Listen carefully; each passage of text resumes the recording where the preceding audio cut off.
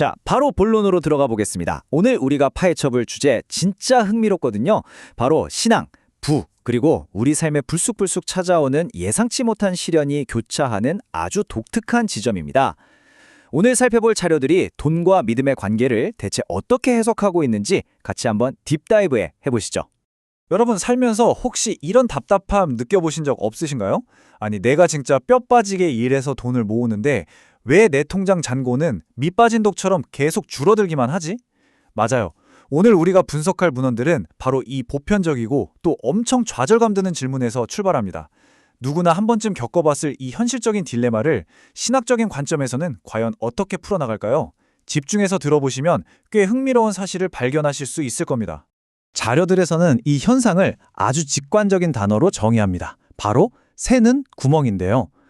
갑자기 터지는 병원비라던가 예상치 못한 사고, 심지어 사기 피해까지 내 소중한 자원이 말 그대로 줄줄 새어나가는 상태를 말하는 거죠. 이 문헌들이 제시하는 핵심 솔루션은 결국 하나입니다. 이 치명적인 구멍을 도대체 어떻게 막을 것인가 하는 거죠. 자, 그럼 이 논리가 어떻게 전개되는지 한번 보겠습니다. 구멍을 막기 위해 소스 문헌들은 신적인 축복을 담는 세 가지 형태의 신앙의 그릇을 제시하거든요. 첫 번째는 복의 스케일을 결정하는 큰 그릇, 두 번째는 죄를 씻어낸 깨끗한 그릇입니다. 그런데 여기서 진짜 중요한 가장 핵심이 되는 건 바로 세 번째예요. 단 한 방울의 손실도 허락하지 않는 이른바 견고한 그릇이죠. 결국 삶의 모습이 두 가지로 극명하게 나뉜다는 겁니다. 아무리 물을 쏟아부어도 재정이 계속 빠져나가는 새는 그릇의 삶, 그리고 불을 꽉 쥐고 신의 강력한 보호를 받는 견고한 그릇의 삶이죠. 자료들에서 아주 강하게 경고하는 부분이 이거예요. 아무리 당신의 믿음이 훌륭하고 커도 이 견고한 그릇을 만들지 못하면 축복은 결국 다 빠져나가 버린다는 겁니다. 그렇다면 여기서 당연히 궁금해지잖아요. 애초에 이 무서운 새는 구멍은 왜 생기는 걸까요? 소스 자료들은 그 원인을 아주 구체적으로 콕 집어냅니다. 바로 신에게 속한 이른바 성물, 즉 11조와 첫 열매를 바치지 않고 개인의 소유로 남겨두는 그 행위 자체가 우리 인생의 구멍을 뻥 뚫어버리는 결정적인 원인이라고 주장하는 거죠. 텍스트에 나타난 교리적 원칙은 정말 단호합니다. 신의 몫인 성물을 개인이 써버리면 형벌과 재앙이 따라오지만 반대로 그 미뤄뒀던 성물을 다시 온전히 복원해서 바치면 그 즉시 내 인생의 새는 구멍이 완벽하게 탁 틀어막힌다는 거예요. 말 그대로 철저한 원인과 결과의 법칙, 일종의 인생 마스터키인 셈이죠. 이 신학은 운명을 뒤집기 위한 아주 명확한 타임라인까지 제시하고 있습니다. 과거에 미뤄둔 성물을 회개하고 현재 헌금을 들여서 구멍을 막아내면 불과 몇 주 뒤에 재앙이 멈춘다고 해요. 그리고 마침내 몇 년 뒤에는 재정적인 축복이 흘러 넘치게 된다는 거죠. 굉장히 체계적이고 구체적인 서사 아닌가요? 자, 첫 번째 섹션, 회복된 축복의 사례들입니다. 이 파트가 정말 흥미로운데요. 과연 진짜로 새는 구멍을 막았을 때 어떤 기적 같은 일들이 일어났는지 문헌들이 꽤 극적인 케이스 스터디를 제공하거든요. 같이 살펴보시죠. 먼저 아주 인상적인 한 권사님의 이야기입니다. 사업에 실패하고 빚더미에 앉아서 무려 9년 동안이나 11조를 내지 못했대요. 그런데 설교를 듣고 이 원리를 깨달은 뒤에 세상에 대출까지 받아서 밀린 11조를 한 번에 바쳤다는 겁니다. 이때 헌금 봉투에 적었던 문구가 정말 파격적이에요. 11조 도둑놈이 이제야 돌려넣습니다. 진짜 날 것 그대로의 엄청나게 솔직한 고백이죠. 그리고 문헌은 이 헌금 직후에 권사님의 삶에 일어난 물질적인 반전들을 쫙 나열합니다. 파산 직전이었던 사업에 기적처럼 새로운 스폰서가 나타나고 휴지 조각 같던 주식이 갑자기 미친 듯이 폭등하고 사방에 꽉 막혀있던 재정의 길들이 순식간에 뻥 뚫렸다는 거예요. 구멍을 막은 행동에 대한 즉각적이고 물리적인 보상이 주어졌다는 주장이죠. 이거 말고도 또 기가 막힌 일화가 있습니다.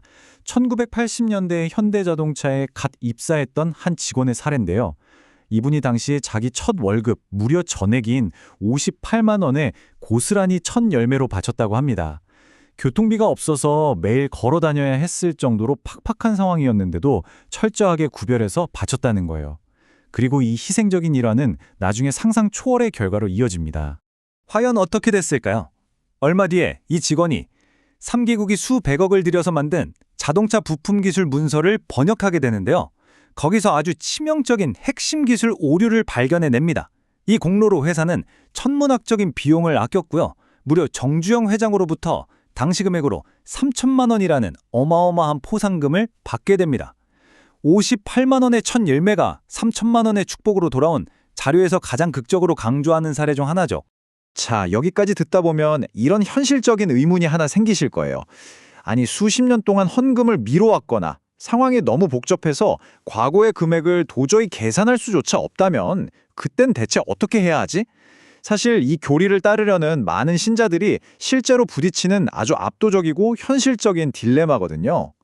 그런데 여기서 소스에 등장하는 목회자가 굉장히 실용적인 타협점을 내놓습니다. 포인트는 이거예요. 과거 금액 정확히 맞추려고 끙끙대지 마라. 대신 지금 현재 받고 있는 딱 한 달치 월급을 바치라는 겁니다. 그러니까 이거를 과거를 깨끗하게 덮는 일종의 클린 슬레이트, 새로운 출발점으로 삼아서 지금 당장 영적인 질서를 바로 잡으라는 아주 행동지향적인 솔루션인 거죠. 이제 두 번째 섹션, 평화와 구원의 증표로 넘어가 보겠습니다. 지금까지는 현세의 물질적인 부에 집중했다면 이번에는 이 단순한 재정적 행위가 영원한 영적 세계로 어떻게 확장되는지 살펴볼 차례입니다. 이 문헌들을 자세히 들여다보면요. 11조와 첫 열매를 단순한 금전적 기부로 제한하지 않습니다. 이건 구원을 약속하는 영생의 증표이자 내가 하나님의 백성이라는 걸 확실하게 증명하는 소속의 증거라고 쾅 못 박아 말하거든요. 즉, 헌금이 나의 영적인 정체성을 확립해주고 더 나아가서 내 인생에 끊임없이 몰아치는 고난을 원천 차단하는 가장 강력한 영적 방패로 프레이밍되고 있는 겁니다. 그리고 이게 성경을 통해 국가적 스케일로 커지는 흥미로운 사례도 등장합니다. 구약시대 유다왕 아사의 이야기인데요. 아사 왕이 밀어두었던 성물들을 다시 성전으로 싹 가져와서 바쳤더니 글쎄 그 땅에 무려 35년 동안이나 전쟁도 환란도 없는 완벽한 평화가 찾아왔다는 겁니다. 한 개인의 물질적 헌신이 거대한 국가적 평화로 직결되었다는 아주 놀라운 논리 전개죠. 자, 오늘 우리가 깊이 있게 살펴본 이 자료들의 핵심을 요약하자면 이렇습니다. 이 교리는 헌금이라는 행위를 단순히 교회를 돕는다라는 차원을 훌쩍 넘어서게 만들어요. 현실의 재앙을 막아내는 든든한 이 땅의 방패이자 죽음 이후에 영원한 생명을 보장받는 신성한 약속으로 완전히 격상시키고 있죠. 내 삶의 모든 새는 구멍을 막기 위한 절대적인 필수 조건으로 말입니다. 오늘 해설을 마무리하면서 여러분께 아주 깊이 있는 질문을 하나 던지고 싶네요. 이 강력한 신학적 프레임워크는 대체 어떻게 자칫 단순해 보일 수 있는 재정적 기부를 영원한 생명과 현세의 평화가 통째로 걸린 이토록 심오한 신학적 거래로 탈바꿈시킬 수 있었을까요? 오늘 살펴본 이 논리의 놀라운 설득력에 대해 여러분도 한 번쯤 곰곰이 생각해 보시는 시간이 되셨길 바랍니다.